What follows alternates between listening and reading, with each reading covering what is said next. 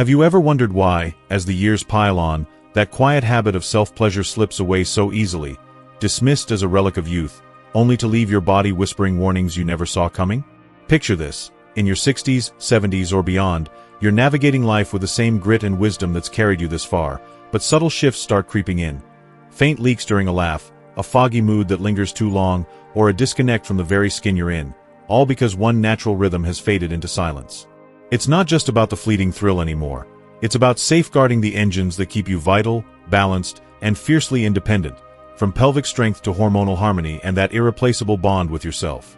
Today, we're diving deep into the 6 surprising ways stopping masturbation entirely can reshape an older man's body and mind, blending raw physical truths with the emotional undercurrents that hit harder than you'd expect. Stick around until the end, because the final revelation isn't just eye-opening. It's a game-changer that could reignite your confidence, reclaim your vitality, and redefine what aging strong really means, empowering you to honor your body like never before. Before we begin, I would appreciate it if you like this video. You can help me continue to spread the old age lesson. If you haven't subscribed yet, I recommend you subscribe and turn on the bell so you don't miss any videos. If you like this video, please comment number 1. If you don't like it, comment number 0 to let me know, so I can make a better video for you. Now let's get started. Number 1. Weakening of the pelvic floor muscles. One of the lesser-known and often overlooked consequences of avoiding masturbation in old age is the gradual and insidious weakening of your pelvic floor muscles. These muscles, tucked away in the lower abdomen and pelvis, are like the unsung heroes of your body's foundational support system, rarely given a second thought in daily life, yet essential for a wide array of functions that keep you feeling independent and comfortable as the years go by. They form a hammock-like network that supports your bladder, bowel, and reproductive organs, while also contributing to core stability during everyday movements. But here's the catch. Most men don't actively think about them until something starts to feel off, and by then, the subtle decline might already be underway. The pelvic floor muscles thrive on regular activation to maintain their tone, elasticity, and strength, much like any other muscle group in the body. During arousal and climax, whether through partnered sex or solo masturbation, these muscles undergo rhythmic, involuntary contractions that act as a natural workout, squeezing and releasing in ways that promote blood flow, nerve signaling, and overall resilience. When this kind of stimulation tapers off entirely in later years, the muscles begin to atrophy slowly but surely, losing their firmness and responsiveness over months or even years. It's not a dramatic overnight change, but rather a creeping process, akin to a rubber band left unused in a drawer. It starts to dry out, crack, and lose its snap. At first, the signs might be so minor that they're easy to dismiss as just another quirk of getting older. Perhaps you experience a slight dribble of urine when you laugh heartily at a joke, cough during a conversation, or even just stand up too quickly from a chair. Or maybe you find yourself making more frequent trips to the bathroom, hovering near the door during outings because the urgency feels a tad more insistent than it used to. These aren't just annoyances. They're early whispers from your body signaling that the support structure down there is starting to slacken. If left unaddressed, these small leaks and interruptions can escalate into more significant challenges, such as full-blown urinary incontinence that requires pads or medical interventions, or even fecal incontinence in more severe cases, which can profoundly disrupt daily routines and self-assurance.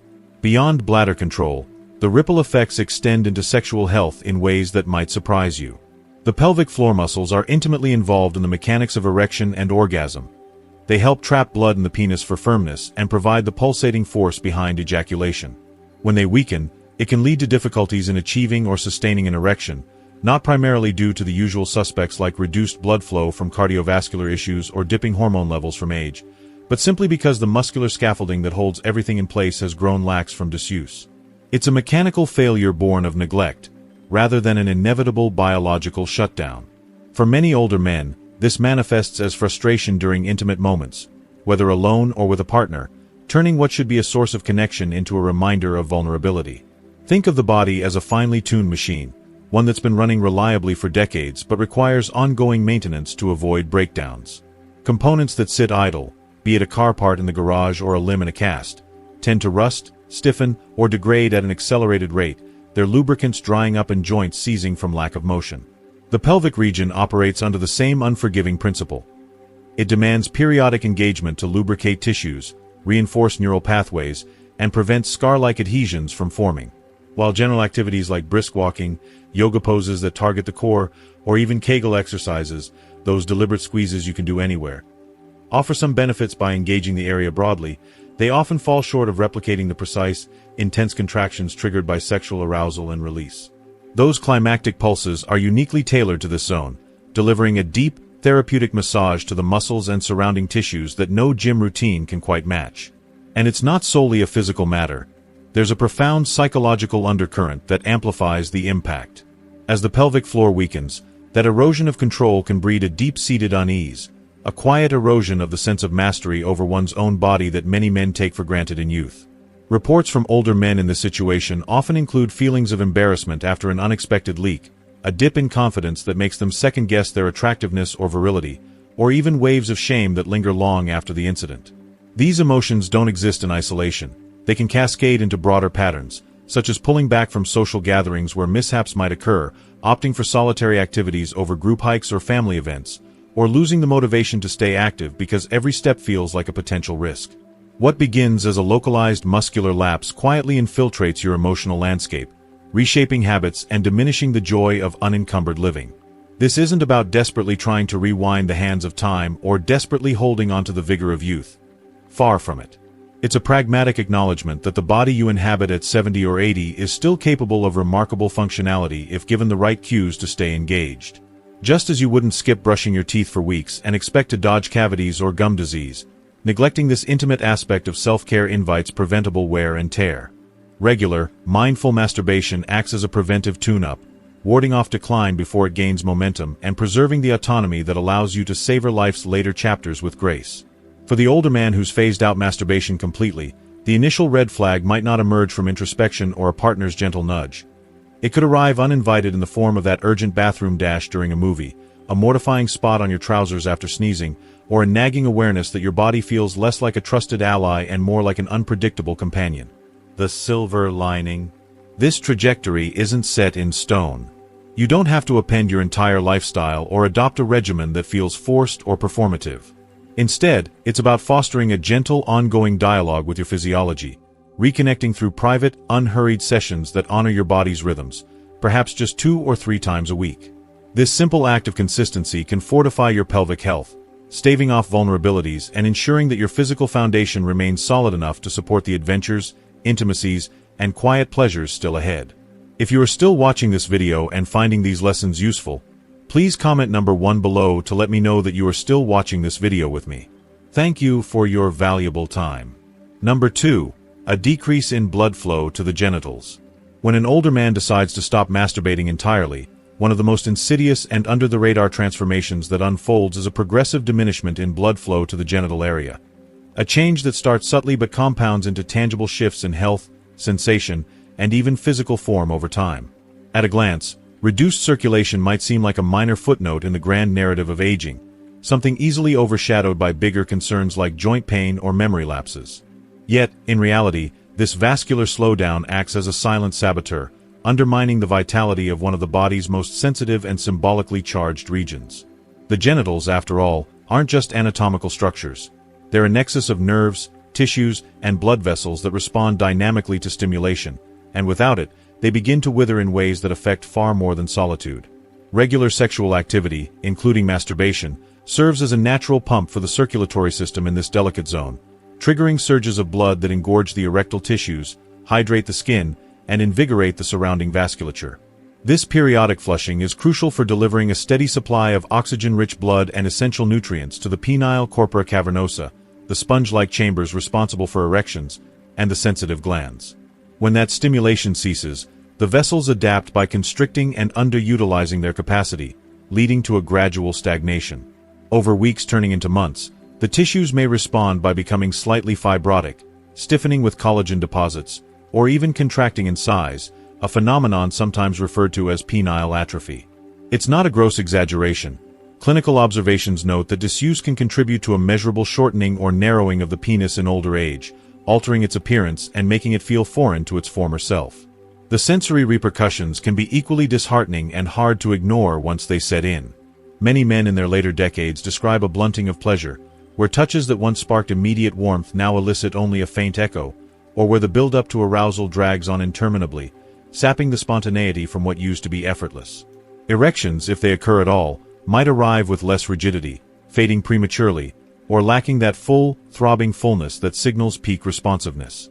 Importantly, this isn't invariably the handiwork of chronological age alone. Though factors like arterial plaque buildup from diet and inactivity play a role, the outright absence of self-induced engorgement hastens the process, turning a natural slowdown into an accelerated slide. It's as if you've parked a bicycle in the shed for years. The tires deflate, the chain rusts, and the frame warps from disuse, all while the world moves on without you.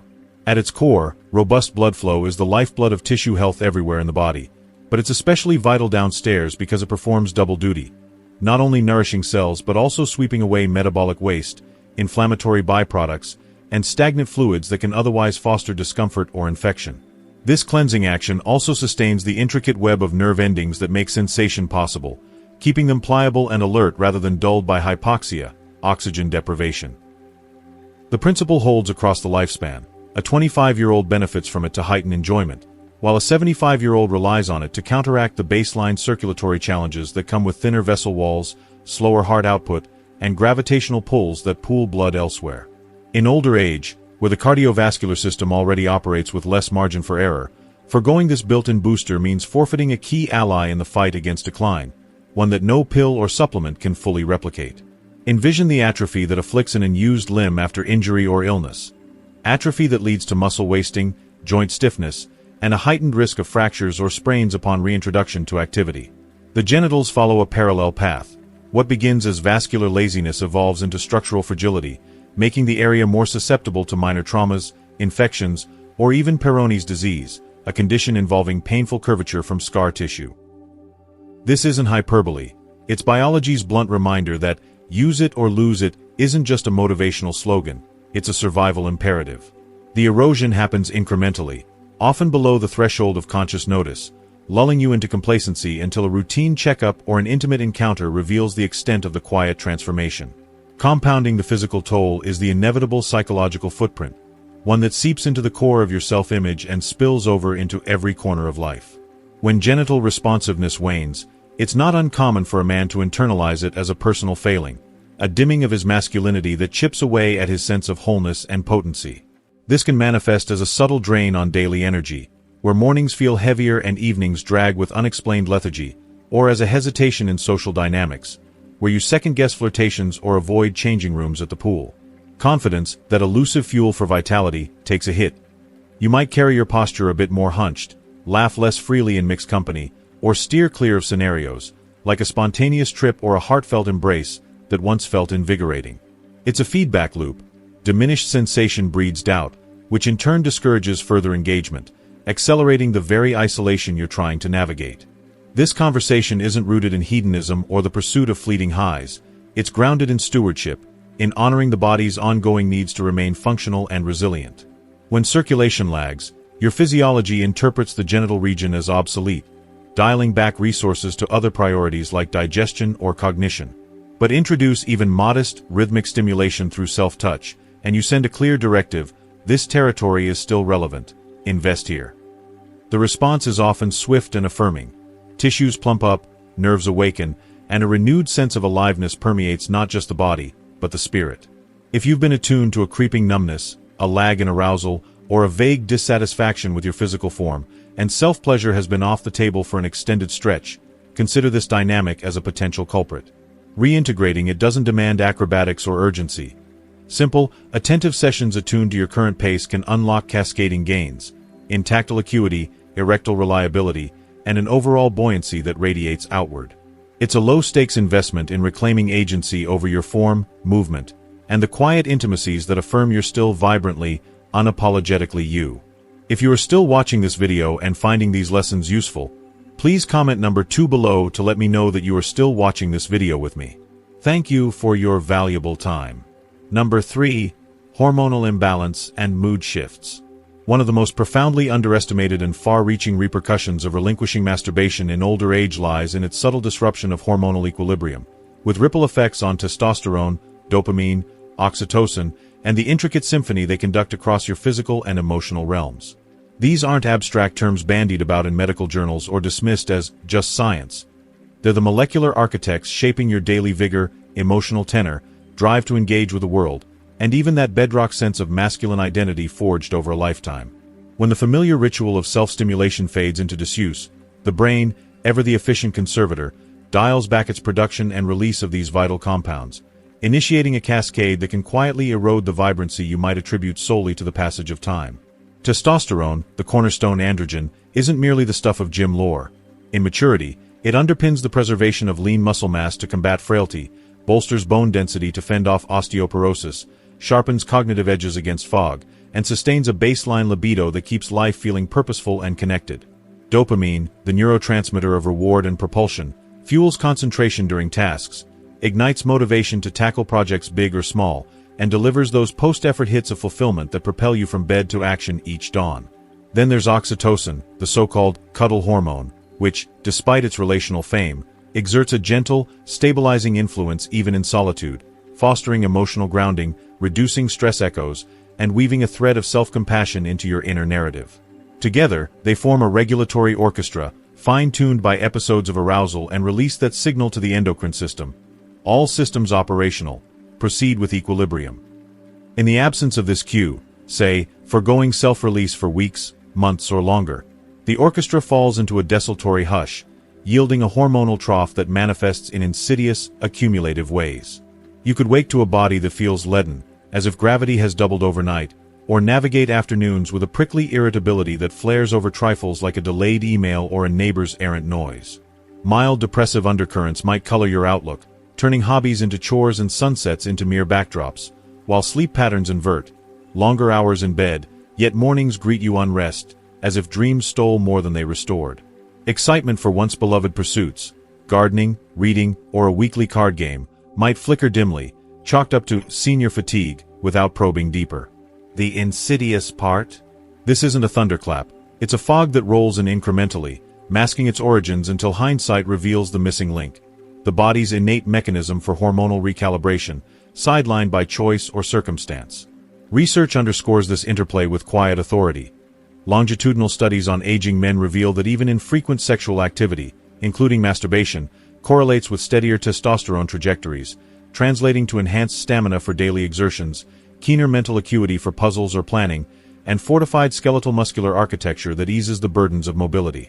Dopamine's steadier drip supports not just task endurance but a resilient mood architecture, buffering against the blues that can accompany retirement's unstructured days. Oxytocin's solo surges, meanwhile, act as an internal bomb, mitigating cortisol spikes from isolation or loss, and nurturing a subtle self-bonding that wards off the emotional brittleness of later life. The nuance here is that no one prescribes a calendar for such matters. It's not about enforcing a quota to stave off entropy, but recognizing that your physiology remains remarkably attuned, responsive to the signals you provide, or withhold. Cease the intimate dialogue, and compensatory strains emerge elsewhere. Adrenals overwork to fill gaps, sleep hormones misfire, leading to fragmented nights, and the gut-brain axis, ever sensitive, might amplify digestive unease as a proxy for unrest. Emotionally, the void amplifies. Many men who've abstained report a flattening of effect, where joy feels distant and anxiety a persistent hum, or a gnawing restlessness that masquerades as boredom. Unbeknownst to them, it's not the act's absence per se, but the forfeited hormonal pulse, the affirming neurochemical whisper of "you're vital, you're here," that leaves the psyche adrift. These shifts don't confine themselves to introspection. They infuse interactions with a muted palate. You might catch yourself retreating from family dinners, where laughter once flowed freely, or responding to a partner's overture with uncharacteristic curtness, the spark dimmed not by waning affection but by a biochemical lull. Conversations could trail off mid-sentence, motivation for community involvements wanes, and intimacy, romantic or platonic, recedes not from disinterest, but from a drive that's been idled too long. It's a stealthy erosion of relational fabric, where the man who once anchored gatherings now orbits the edges, his contributions quieter, his presence a touch more spectral. Yet, here's the empowering truth. This hormonal harmony is malleable, amenable to gentle nudges without fanfare or judgment. Reacquainting yourself with self-intimacy, unhurried, exploratory, free of performance metrics, can reinstate those cascades, like priming a dormant pump until the flow resumes. It needn't be elaborate. A mindful session attuned to breath and sensation suffices to cue the pituitary, coaxing testosterone's resurgence and dopamine's lift. The intent isn't theatrical reversal of entropy, but a compassionate alliance with your current form, nurturing its innate capacities for homeostasis, mending microfractures in mood, and reigniting that subtle fire of self-affirmation. In doing so, you honor not a bygone era, but the resilient vessel that carries you forward, regulating with wisdom, healing through habit, and restoring the quiet assurance that, yes, you're still profoundly, enduringly alive. Number 4. Increased risk of prostate congestion. One of the more tangible yet frequently overlooked physical repercussions of ceasing masturbation in later years is a condition known as prostate congestion.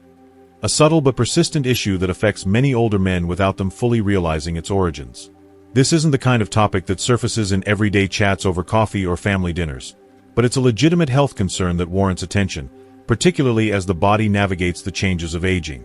The prostate gland, that walnut-sized organ nestled just below the bladder and crucial for producing the fluid that nourishes and transports sperm during ejaculation, relies on a certain rhythm of activity to stay in balance. Without it, things can start to stagnate, much like a garden hose left coiled and unused for too long, gradually building internal resistance. To unpack what's unfolding internally, consider the prostate's ongoing role in your physiology.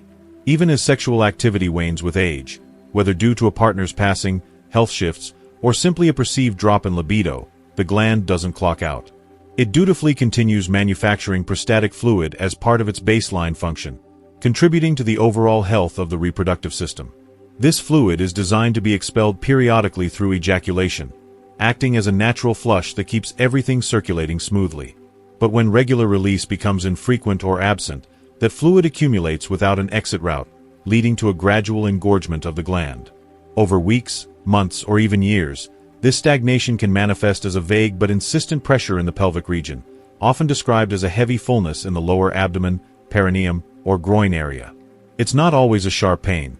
More commonly, it's a dull, throbbing ache that lingers like an uninvited guest, making sitting for extended periods uncomfortable or turning simple tasks like walking into a mild ordeal.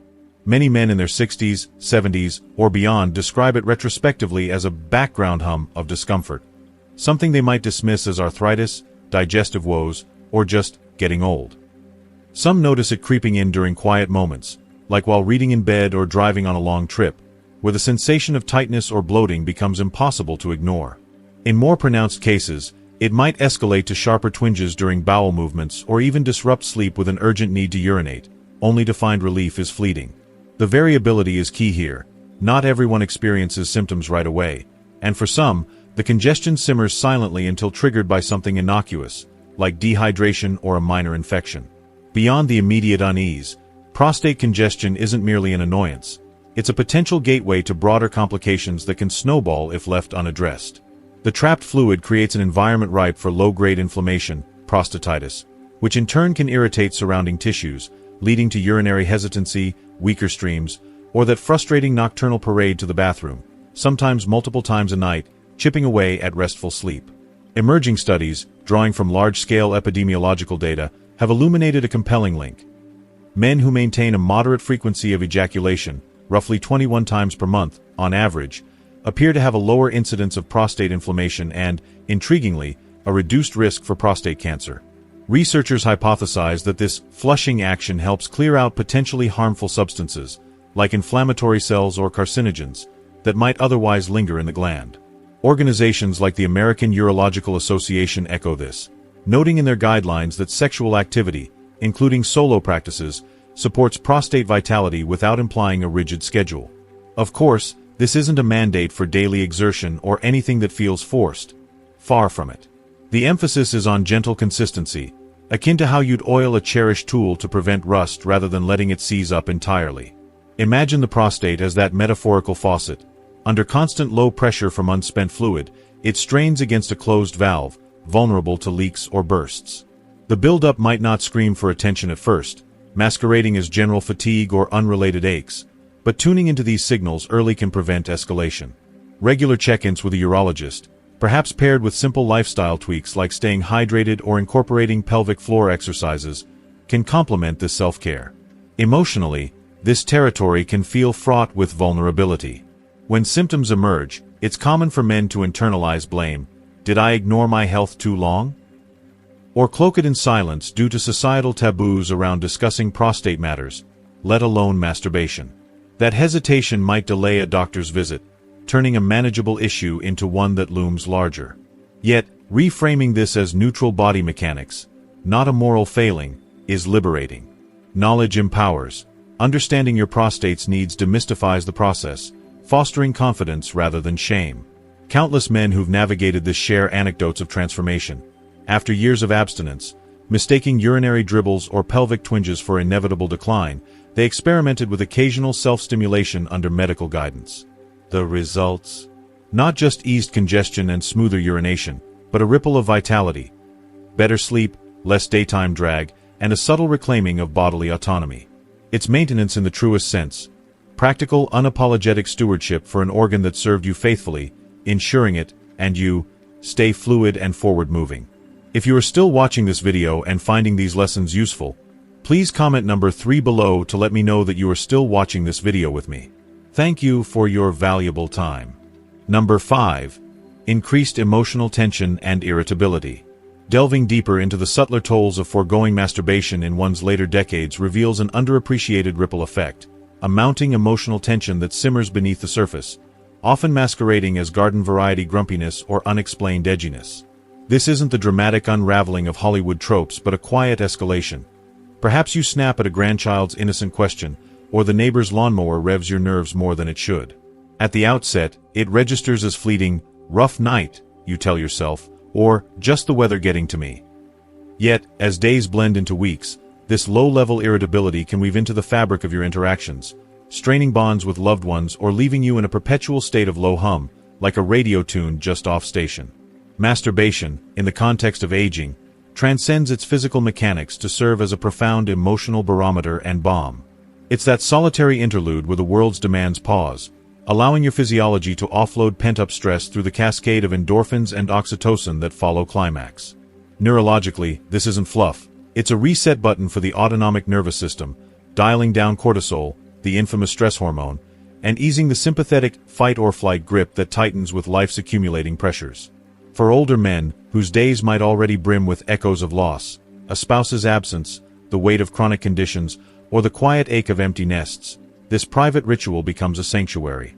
It whispers, "Your tensions are valid, and here's a way to let them dissolve without fanfare."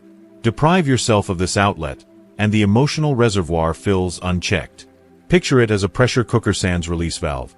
The steam builds from myriad sources: financial worries, mobility frustrations, or the existential nudge of mortality, and seeks escape through unintended channels.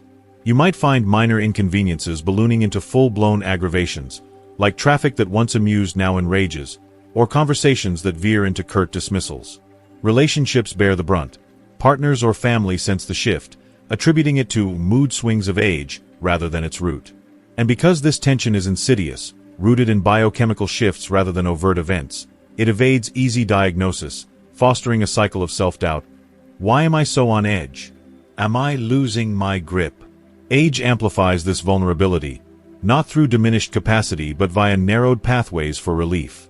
As peers dwindle and routines ossify, the emotional load compounds while traditional vents, raucous nights out or hearty debates, fade. Without self-stimulation's gentle purge, alternatives emerge, often less benign. Comfort eating that packs on pounds, evening tipples that blur into habit, or retreat into solitude that deepens isolation. Yet, masturbation offers the softest counterpoint, a wordless affirmation that your form endures, your desires persist, and your inner world merits tending. It needn't be elaborate or frequent. Even infrequent sessions can recalibrate, like a brief meditation amid chaos, restoring equilibrium without altering your core self. Layered here is the gift of agency. In an era where older men are scripted as unflappable pillars, stoic through storms, silent in suffering, this act reclaims narrative. It permits unfiltered emotion, from the spark of arousal to the sigh of surrender, countering cultural edicts of restraint. Not a panacea, certainly. Therapy, walks in nature, or heartfelt talks hold space too. But ignoring this elemental link between flesh and feeling invites imbalance. Your body registers the void, channeling unrest into irritability's familiar guise or a melancholy fog that's hard to name. If echoes resonate, those unexplained frays or heavy afternoons, know it's commonplace, not indictment. Re-entry invites grace. Start small, sans judgment, heeding cues like a restless evening or unspoken longing. It's an invitation to attune, honoring the man who's weathered decades, whose emotional tapestry deserves threads of ease. In listening, you don't overhaul. You harmonize, lightening the load one breath, one release at a time. Number 6. Losing connection with your own body. Perhaps the most insidious, though least visible fallout from entirely halting masturbation in advanced years isn't a surge in hormones or a twinge of pain. It's the creeping erosion of intimacy with one's own form, a disconnection that seeps into the psyche like fog over a once clear lake. This transcends mere physiology. It's a philosophical drift, where the vessel that carried you through triumphs and trials begins to feel foreign, observed rather than inhabited. Older men often articulate it in hushed confessions. My body's not mine anymore. It moves, but I don't feel it. Or, I catch my reflection and wonder whose life this is. While time's inexorable march claims elasticity and vigor, this alienation stems partly from deliberate withdrawal, from forgoing the tactile dialogue of self-touch that once mapped desire and delight. At its essence, masturbation is an act of communion, a solo conversation where hands and senses reaffirm presence. This curve still responds, this pulse still quickens, this warmth endures. Cease it, and the dialogue falters, supplanted by a clinical gaze. Your body morphs into a checklist of upkeep. Pills for blood pressure, stretches for stiffness, scans for shadows. Joy recedes, supplanted by critique. The mirror avoided save for shaving, the scales verdict internalized as defeat, the wardrobe chosen for camouflage over flair. Subtly, motivation wanes. You skip the park stroll not from frailty but faintness, dress in autopilot rather than intent, letting compliments slide as relics of youth. It's a slow severance, where sensuality's spark dims to embers, leaving you adrift in abstraction. This rift reverberates profoundly on well-being. Psychological research, spanning mindfulness studies to somatic therapy, underscores embodiment's potency. Those attuned to their contours, via touch, breath, or movement, exhibit bolstered resilience, from swifter immune rebounds to keener self-advocacy and care. Intimate engagement fosters ownership, transforming aging from adversary to ally. You heed whispers, a nod of fatigue, a flicker of ease, rather than awaiting roars. Absent it, indifference breeds neglect, missed meals masked as disinterest, delayed checkups born of detachment, eroding vitality's quiet architecture. Reconnection sidesteps nostalgia's trap. It's no bid to rewind to sinewy 30s or fevered pursuits, but a grounding in now's textures. The sun's kiss on weathered skin, the steady thrum post-release, the grin at rediscovered grace. You're not role-bound, provider, patriarch, survivor, but a mosaic. Sensual, sentient, sovereign. When linkage lapses, identity frays. Life turns spectator sport, scripted by habit over hunger. Rekindling, though tentative, perhaps a languid evening, curiosity as guide, stirs dormant fire, a visceral yes to aliveness. No audience required, no rationale owed. It's yours, innate as breath. You're unfractured, unbound by Prime's myth, vital in veins, vivid in vision. Reweave this thread, and resonance returns. Not clamor, but clarity, rooting you in flesh's faithful narrative, heart's honest beat, spirit's unyielding song. As we come to the close of this honest conversation about honoring your body through every chapter of life, take a deep breath and let these insights settle in. They're not just words, but gentle invitations to reclaim the vitality that's still yours to nurture. What have you learned so far that resonates most with where you are today? I invite you to drop a comment below this video. Share one key thing that stood out to you and how you'll bring it into practice in your daily life, whether it's a small step toward pelvic strength, hormonal balance, or simply reconnecting with that sense of aliveness within. Your stories inspire us all and remind us we're in this together. If you like this video, please leave your comment below, and don't forget to like, share, and subscribe to our YouTube channel for more empowering talks on aging with grace, strength, and unapologetic self-care.